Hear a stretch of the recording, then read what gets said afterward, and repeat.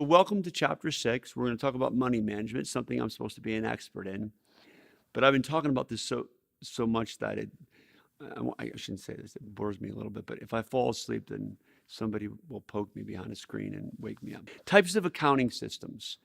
What's an accounting system? An accounting system is something that you use to keep your books, to keep your finances. Don't overdo it.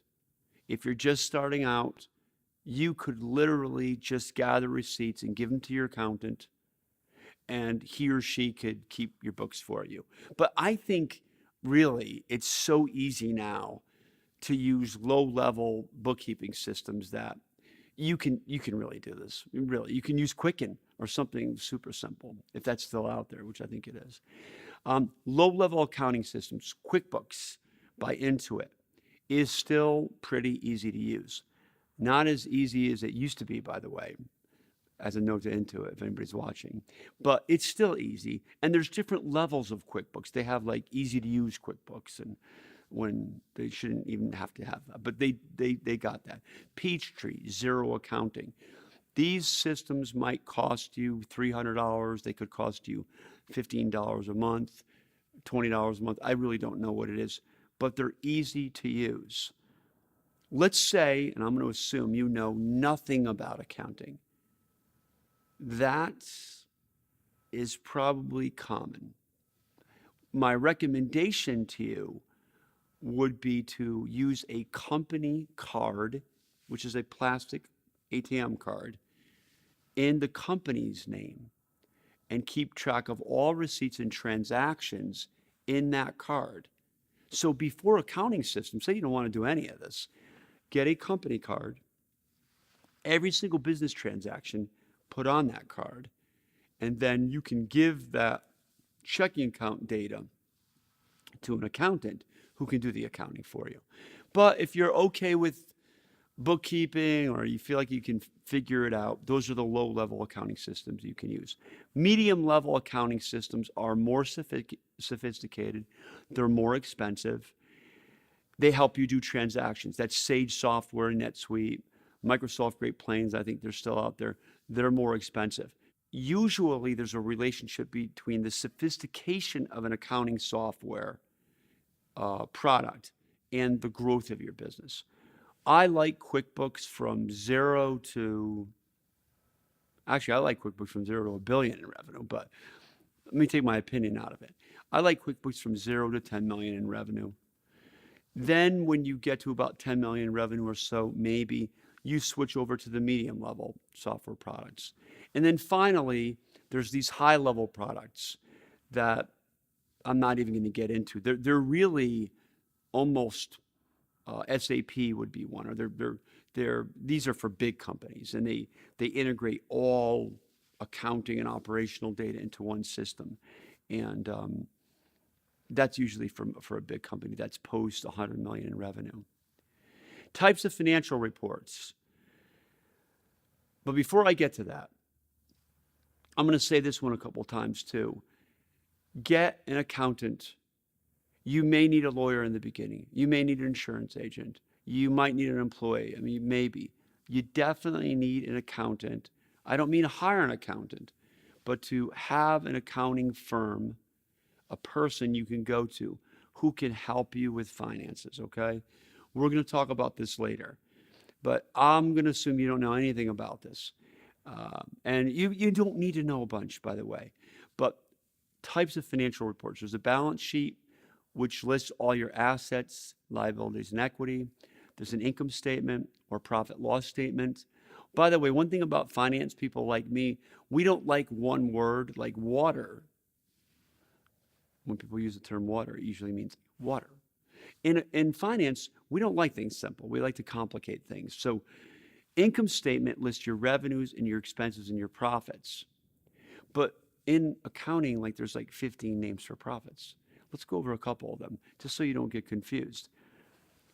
On an income statement, you got revenue, you got expenses, and you got profit. Profit is referred to as income, net profit, income from operations, net income after common, but it all means the same thing. It's the bottom line. It's the amount of money you're making in that business for a specific time period. Cash flow statement is a combination of the balance sheet and income statement. I have come to love the cash flow statement, which is for two reasons. One, I'm boring, and why would I like a cash flow statement? And two, I really have come to appreciate that cash flow is so important to a business, and the cash flow statement lets you understand how cash is coming in your business and going out. It's a lot more important than a balance sheet or income statement, and it's underused definitely by most entrepreneurs, which is why I want you to have an accountant, okay? Other reports, you may have customer reports and revenue reports and quality service reports, and there's other types of data that you may use to run your business financially and otherwise. What do you need in an accountant? Or what do you need an accountant for?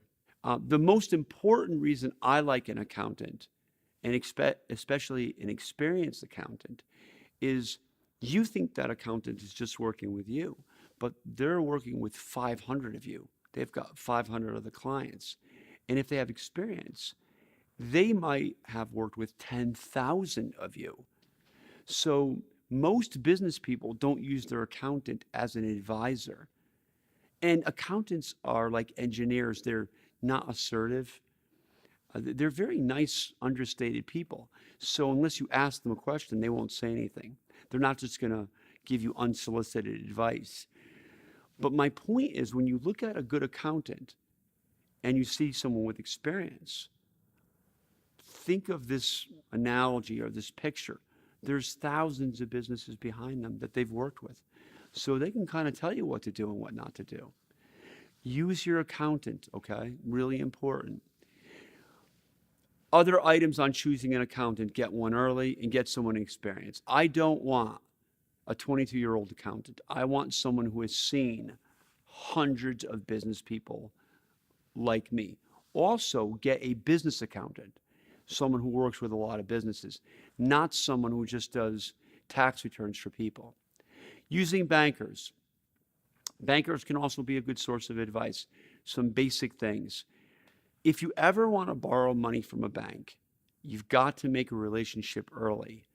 I don't want to borrow money from someone the first time that I see them. So you might pop into the bank once in a while. Every bank will give you sort of a relationship manager and talk to them, let them know how your business is going.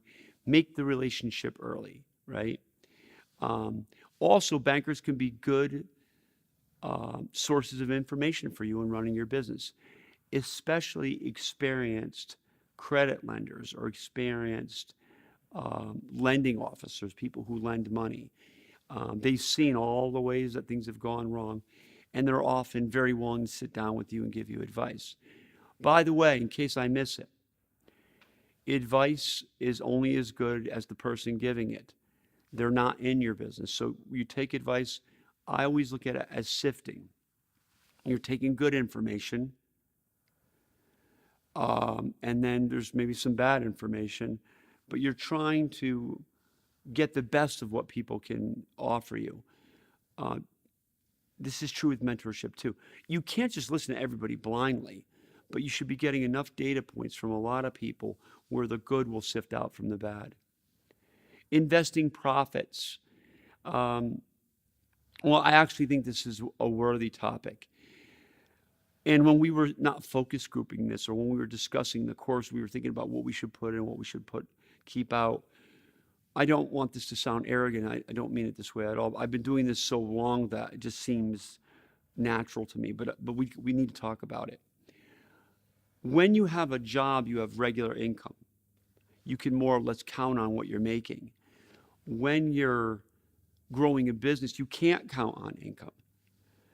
Your income's going to be up, it's going to be down. You're going to go through dry spots. So you really have to be incredibly disciplined on only taking out of the business what you need to live and to grow the business.